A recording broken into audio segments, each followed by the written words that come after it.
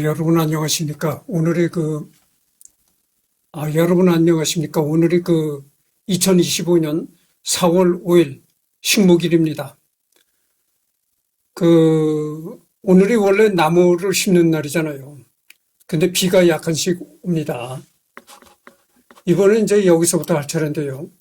한국전에서 40명의 미국인 조종사가 에이스로 등극했는데 그중 절대 다수가 F-86으로 거둔 승리였다. 한국전 초기만 하더라도 북한 공군이 보유한 낡은 99년기들은 미 공군들의 적수가 될 수 없었다.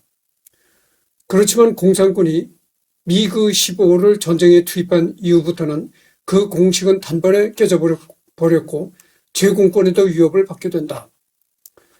한국 전쟁에는 거의 1000명의 유엔 공군 전투기 조종사가 참전했지만 그 중에서 실제로 적기를 격추시킨 전투 조종사는 355명이 전부였다. 유엔 공군이 공중전에서 격추시킨 756.5대의 적기 중에서 고작 40명밖에 없었던 에이스 파일럿들이 격파한 숫자는 310.5대로 40%나 차지한다. 그 중에서 17명은 2차 대전에서 이미 에이스로 등극했던 베테랑들이었으면 주목을 끌 만한 통계였는데 그 외에도 2명의 캐나다 공군 조종사와 존 맥케이도 에이스가 되었다. 미 해군과 육군과 달리 미 공군의 주적은 소련 공군이었다. 소련군은 비밀리에 공군과 반공군으로 참전하여 미 공군에 상당한 피해를 입혔다. 6.25를 다룬 서적을 봐도 북한 공군에 대한 이야기는 소련군에 비교하면 거의 나오지 않는 수준이었다. 그래서 북한은 전번 시간에도 내가 얘기를 했지만 북한은 이제 육군만 주력해서 내밀었다고 하죠. 그러니까 북한은 공군력이래야 별 볼 일 없는 것이고 그때 당시 미 공군과 이제 공중에서 싸움을 벌였던 공산군 비행기들은 소련 조종사들이 모는 미그 전투기였다는 것이죠. 근데 그게 소련 조종사였다는 것이 그 전투기를 모는 공산권 조종사들이 소련 병사들이었다는 것을, 소련 장교들이었다는 것을 전부 다 알면서도, 그런 정보를 알면서도 휴시했다는 거죠. 그러니까 어떻게 해서든지 미국에서도 이 확전을 막아야 된다. 그런 논리 때문에 알면서도 휴시했다는 겁니다.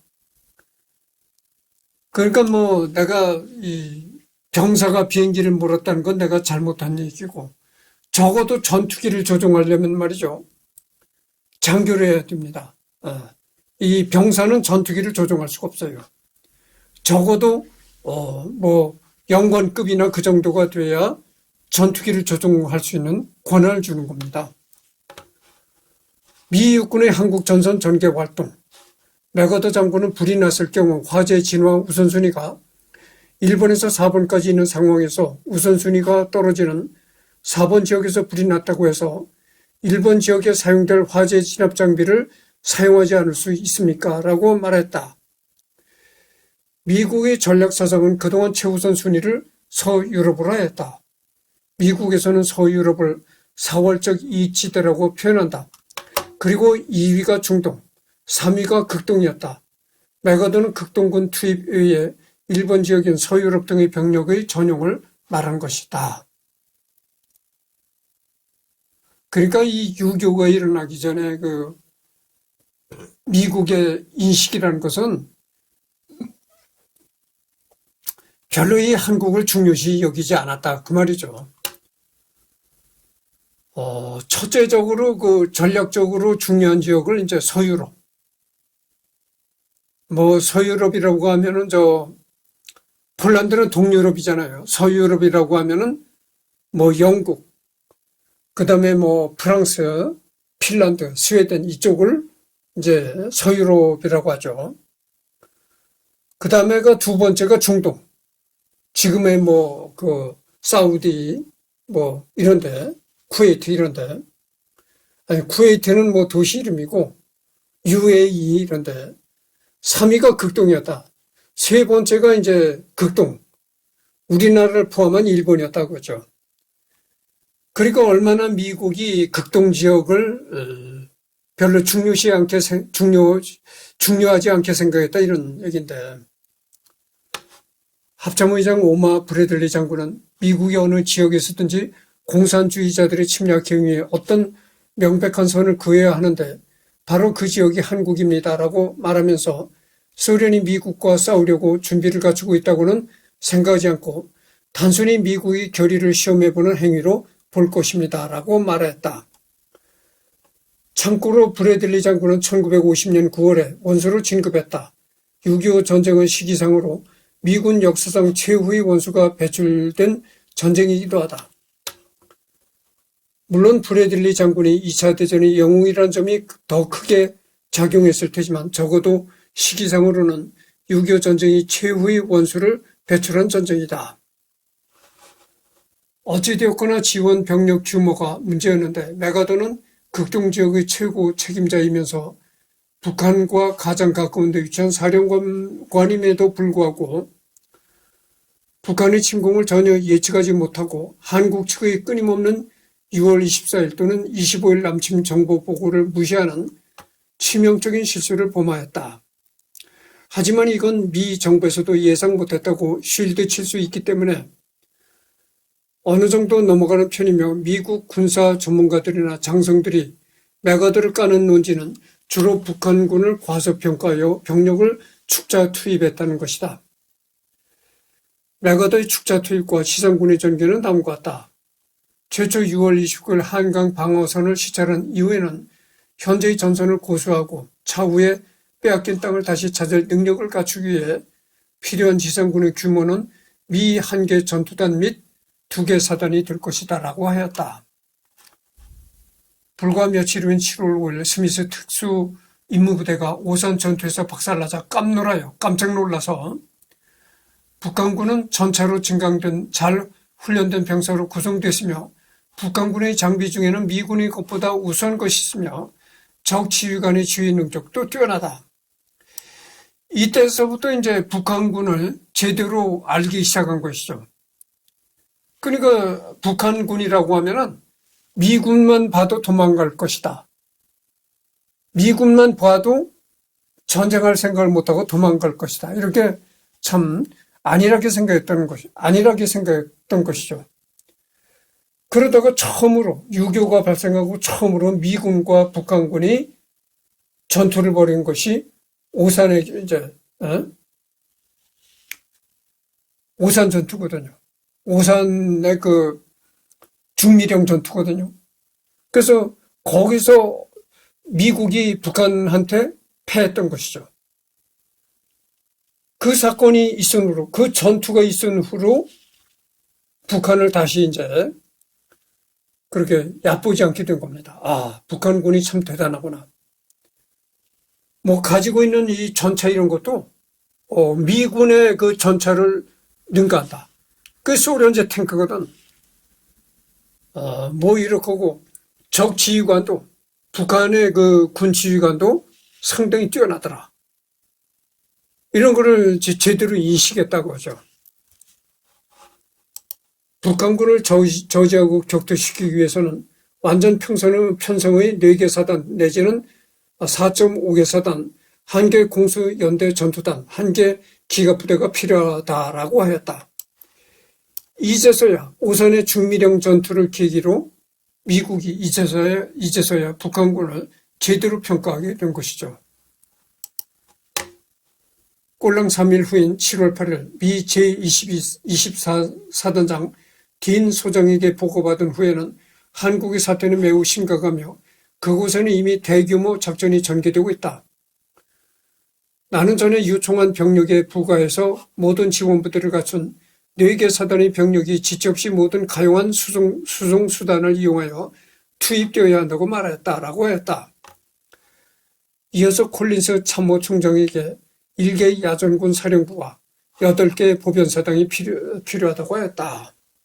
그러니까 그제서야 오산의 중미령 전투를 하고 나서 정신이 바짝 나가지고 다시 이제 증강을 해야 된다. 병력 증강, 뭐 이런 무기들을 증강해야 된다고, 워싱턴에 있던 콜린스 참모총장에게 이제 보고하기 이르렀다 이 말입니다.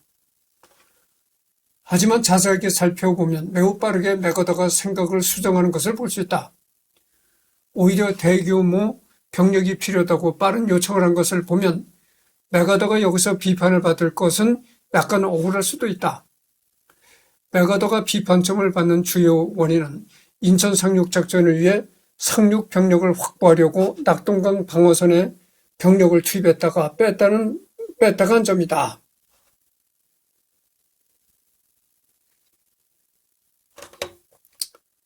팔야전군 한 군단, 1기병사단, 그 다음에 224, 25사단, 529연대와 29연대 전투단, 6개 기갑 대대로 구성된 미 육군 4개 사단과 유엔군 플러스 한국군이 방어선에서 북진하는 것보단 손쉽게 올라가기 위해 허리를 끊기 위한 인천 상륙작전 기간인 1950년 9월 15일부터 10월 17일까지 32일 동안 미 2개 사단과 1개 독립연대 전투단을 전개하였다. 구성은 미 9군단과 10군단, 1해병사단, 7사단, 187 공수연대 전투단이 중공군 개입한 1950년 12월에는 미 3보병사단 전개, 1951년 12월에는 40주 방위보병사단, 1952년 1월에는 45주 방위보병사단을 전개하였다. 물론 맥어더가 원하는 건 만주의 핵폭탄을 쓰고 대만군으로 중국을 남쪽에서 진격한 등 제3차 세계대전 지휘권이었지만 다행히 트루먼 대통령과 전쟁지휘부는 맥어더의 폭주를 지지하였다. 그래서 이 맥어더는 이 중국 만주에다가 원자탄을 투하하자.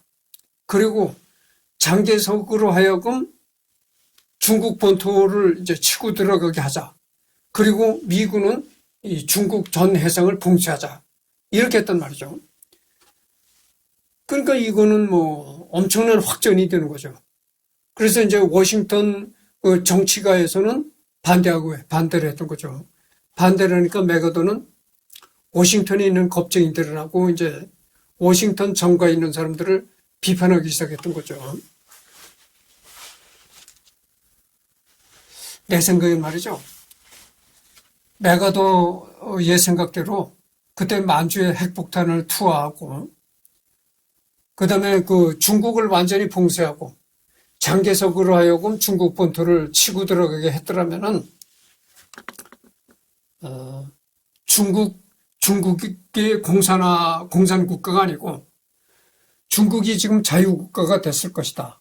그리고 물론 대한민국은 통일이 됐을 것이다. 이렇게 생각합니다. 아니 그때 만주에 핵폭탄을 떨어뜨린다고 해도 중국은 핵무기를 가지고 있지 못해 핵무기 없었을 때입니다. 그때 중국은 땅이 넓고 인구만 많았을 뿐이지 상당히 미개했을 때거든요. 미개하고 가난하고. 그리고 소련은 핵무기가 있었지만 핵무기를 가진 지 얼마 안 됐고 그랬을 때란 말이죠. 그리고 이 소련이라는 존재는 말이죠. 미국이 강하게 나오잖아요. 그러면 소련은 주춤합니다. 의외로 한 발을 빼는 거죠. 그렇기 때문에 그때 당시 미국이 강력하게 만주를 핵 폭격하고 나왔더라면 소련은 옳고 하고 한 발 주춤해서 맞상대를 못했을 것이다. 이 말입니다. 그러니까 워싱턴의 정치가들이 우려했던 대로 3차 대전은 일어나지도 않았고 대한민국은 통일이 됐을 것이다 이런 거죠. 맥어더의 생각대로 일이 진행이 안 되는 바람에 통일이 되지 않았던 겁니다. 한국전쟁 기간 중 미국은 제8군 1, 9, 10군단, 1기 병사단, 2, 3, 7, 24, 25, 40, 45 보병사단, 1해병사단, 5, 29 보병연대 전투단, 187 공수연대 전투단, 80개 보병대대, 54개 포병대대, 8개 기갑대대라는 미군의 총 지상 전력의 절반 이상을 한반도에 전개했다. 여기까지 살펴보면 미국이 병력 충원을 상당히 늦게 하는 경향을 볼 수 있다. 후술하겠지만 평시 상황에서 가용 병력의 상당수가 유럽 등 빼낼 수 없는 곳을 지키는 상황인지라 예비군을 동원하고 부대를 다시 현역으로 만드는 등의 복잡한 과정을 거쳐야 하며 예산의 한계도 크게 작용하기 때문이다. 덕분에 안 그래도 상태 안 좋은 주일 미군의 미 육군은 전선에 투입되자마자 개박살나기 시작한다. 허우대는 멀쩡해서 사단이라고 불릴 뿐 전투 몇 번 겪고 나면 그나마 다른 부대 인원을 뺏어서 채웠던 부대 인원이 다시 66%까지 감소한 데다가 보충병까지 간헐적으로 조금씩 오니 가추사란 명목으로 막 입대한 한국 민간인이 수천 명이나 들어가서 부대 인원의 33%를 차지할 지경이었다. 그냥 각 부대의 제3부대는 모조리 한국인이었다. 3개 부대가 있으면 1개 부대는 한국인이 거의 100%라는 소리다. 이때 이제 일본에 주둔하고 있던 미군이 이제 한국으로 와서 전선에 투입됐는데 정말 맹물들이었다 이거죠.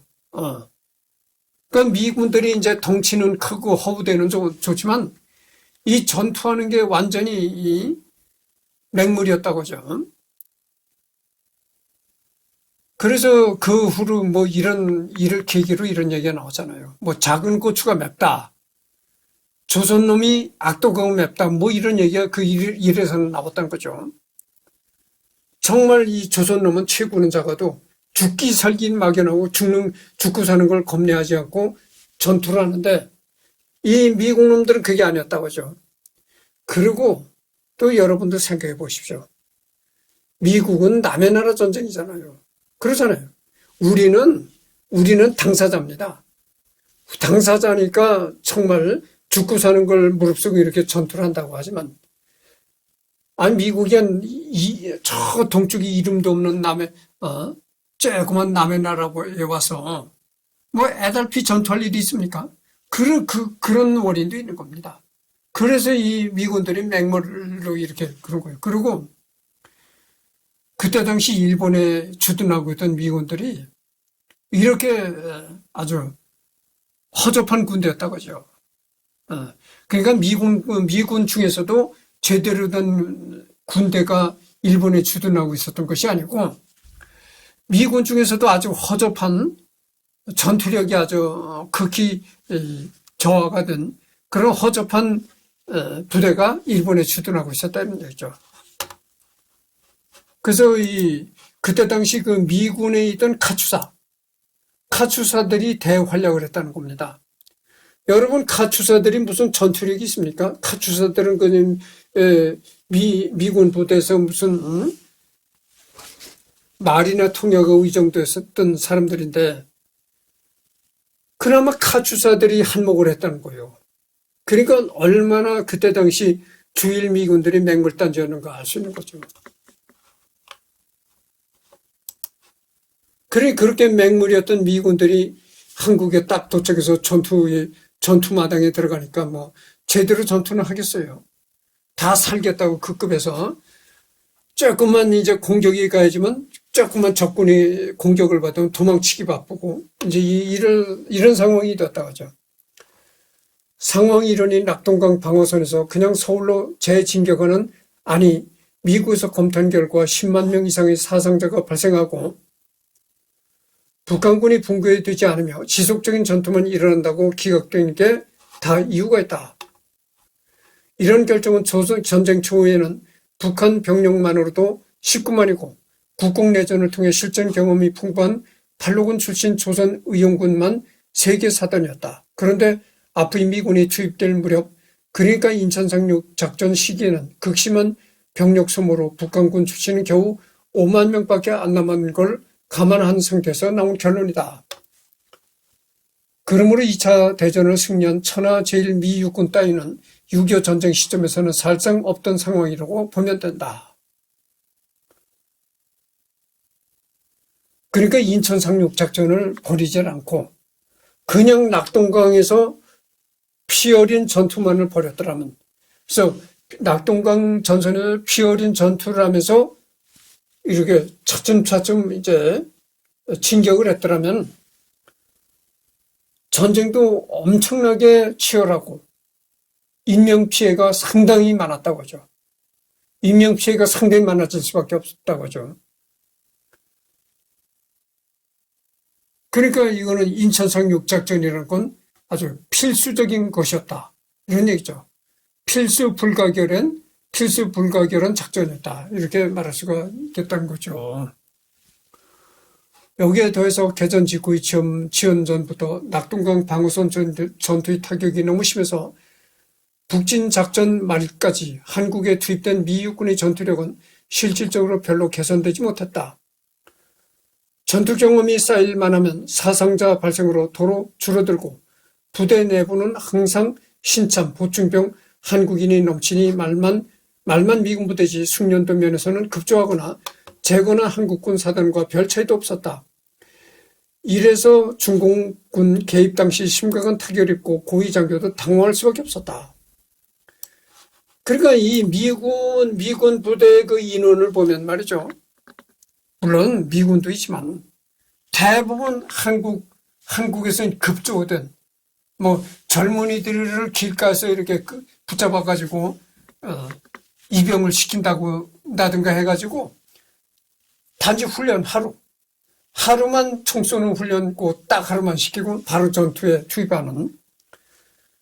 그래가지고 총도 제대로 쓸 줄 모르는 신참, 보충병 다 이런 걸로 이제 구성이 됐다 이거죠. 그러니까 제대로 된 전투를 하겠어요. 여러분들 서울에 가면은 광진구, 서울 그 광진구에 가면 워커힐이라는 그런 호텔이 있습니다. 지금도 워커힐 있잖아요. 여러분들 영어로 HILL이라고 하죠. 힐이라는 게 뭡니까? 영어로 언덕을 힐이라고 하잖아요. 그러니까 워커라는 건 사람 이름이거든요. 사람 이름을 붙여가지고 암흑의 이름이 붙은 언덕이다. 이런 얘기거든. 그럼 워커라는 이름을 가진 사람이 누구였었냐? 이 낙동강 방어선에서, 낙동강에서 아주 부산만 남고 다 뺏긴 그 낙동강에서 북한 인민군과 아주 치열한 전투를 벌였던 미군 장교가 있습니다. 그 워커라는 장교가, 워커 중장인지 하여튼 그래요. 중장이면 별 셋이잖아요. 근데 그 워커 중장이 미군이 맹물이라고 했잖아요. 근데 워커 중장은 그러지 않았어요. 워커 중장 그 별명이 불독이었습니다. 여러분들 그 불독이 얼마나 사납습니까? 그리고 그 워커 중장이 체구가 작았어요. 키가 작았다고. 키가 작고 얼굴이가 까무잡잡했는데 완전한 흑인은 아니고 흑인에 가깝다고 하죠. 그런 사람인데 상당히 그 별명에 걸맞게 불독이었습니다. 그 워커가 낙동강 전선에서 끝까지 버텼던 사람이에요. 끝까지 버티면서 치열한 전투를 벌였던 그 인물이 바로 워커 장군입니다. 근데 워커 장군이 이제 전투를 하다 죽은 것이 아니고 아들의 결혼식이 있다는 소식을 듣고 아들도 그 워커 장군의 아들도 이제 한국에 와서 싸움을 하고 있었거든요. 근데 그 아들이 전투를 이 얘기가 약간 틀릴 수도 있는데 자료를 내가 보지 않고 얘기를 해서 틀릴 수도 있는데 기억에 의존해서 내가 이 얘기를 하기 때문에 틀릴 수가 있어요. 그 워커 장군의 아들도 이제 한국에 와서 전쟁을 하고 있는데 아들이 결혼한다는 그런 소식을 듣고 아들 결혼식에 참가를 하려고 그 장군의 집차를 타고 가다가 낭떠러지게 굴렀어요. 집차가. 그래가지고 교통사고로 죽었습니다. 그래서 그 교통사고로 죽었다는 소식을 듣고 굉장히 이승만이가 아주 침울했다 그래요.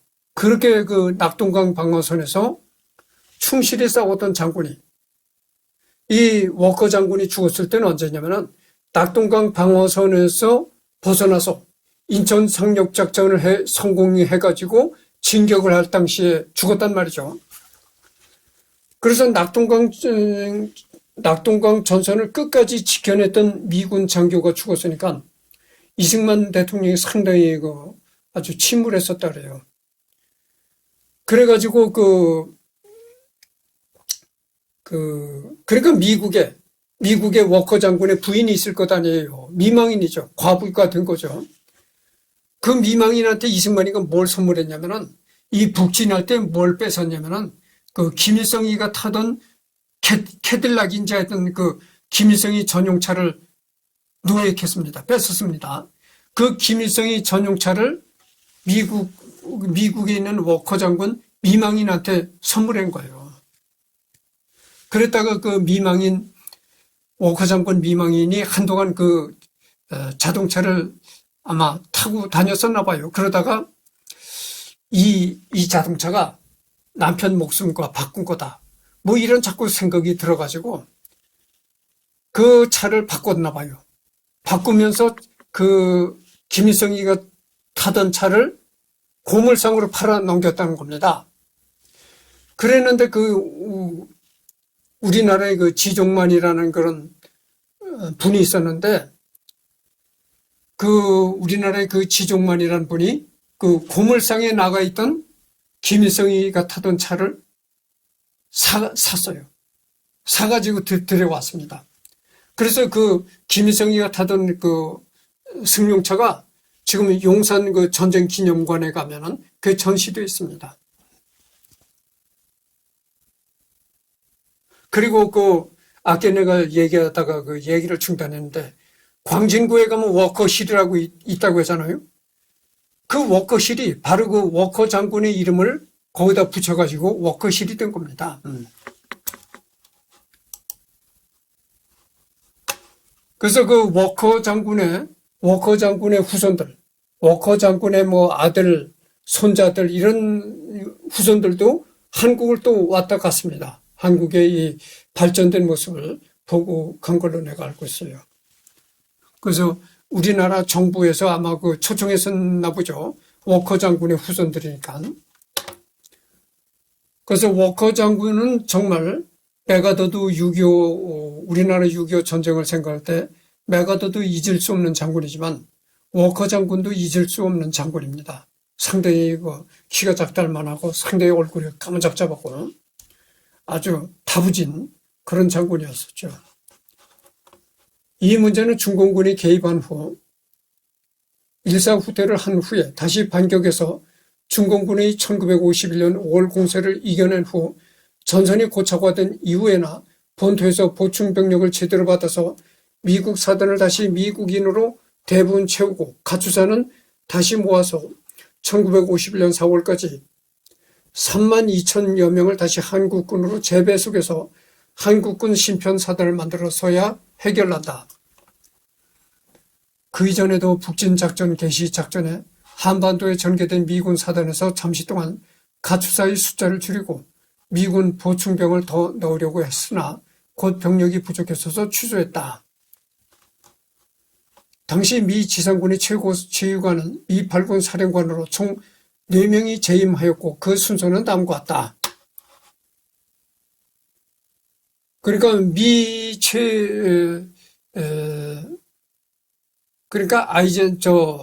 메가더는 유엔군 총사령관이었었고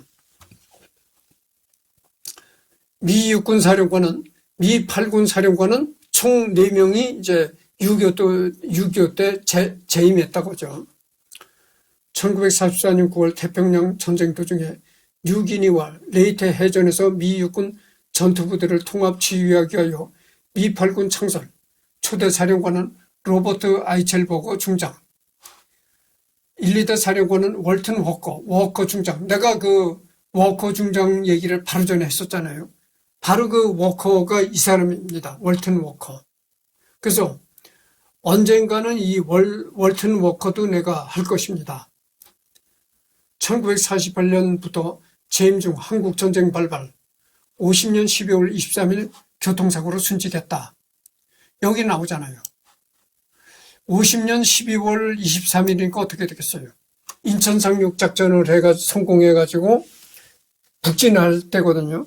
그러니까 북진할 때 죽었다 이거죠. 교통사고로 순직했다.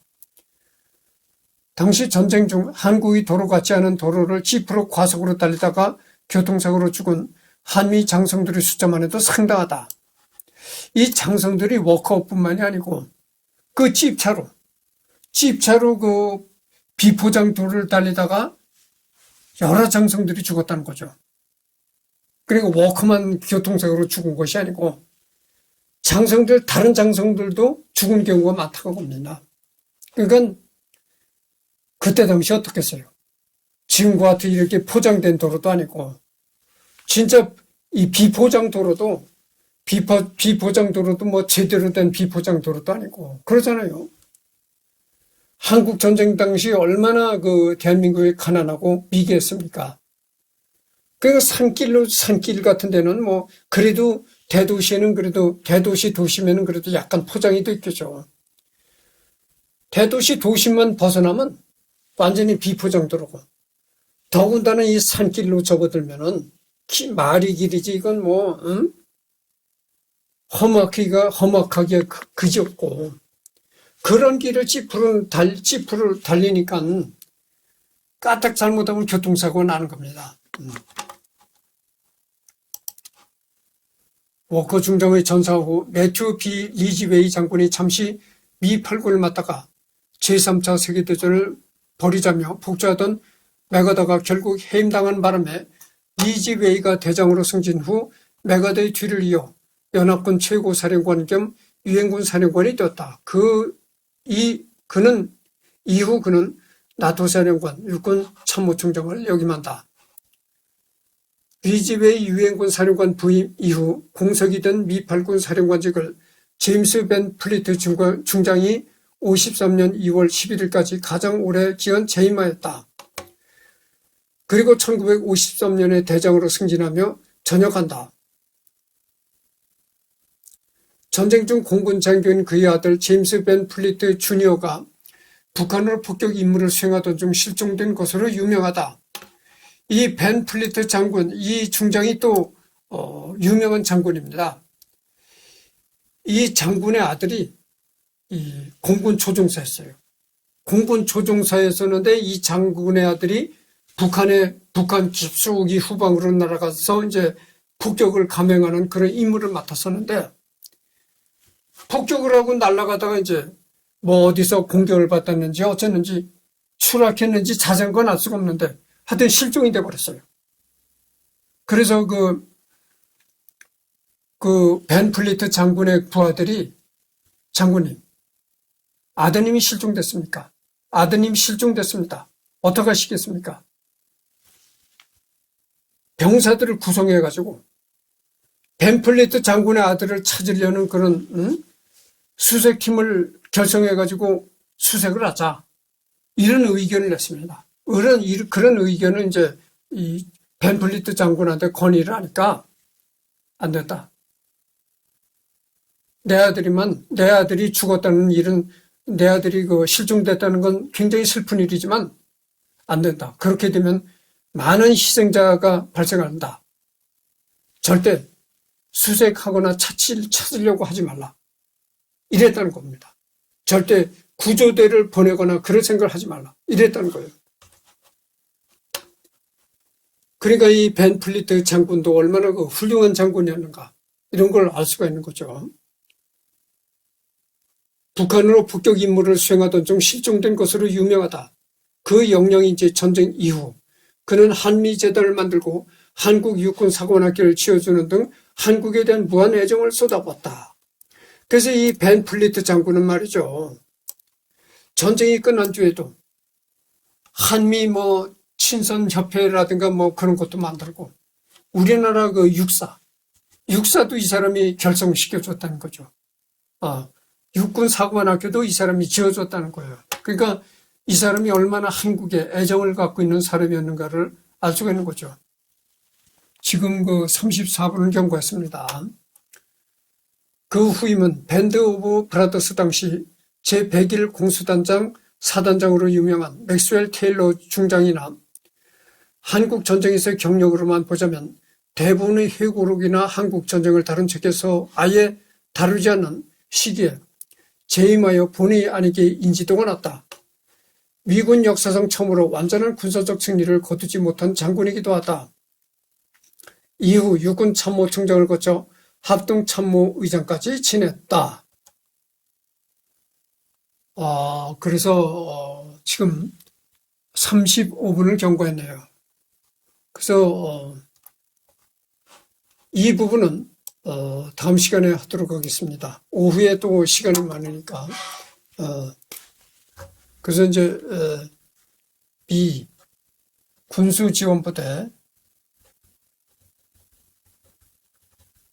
전개발 활동,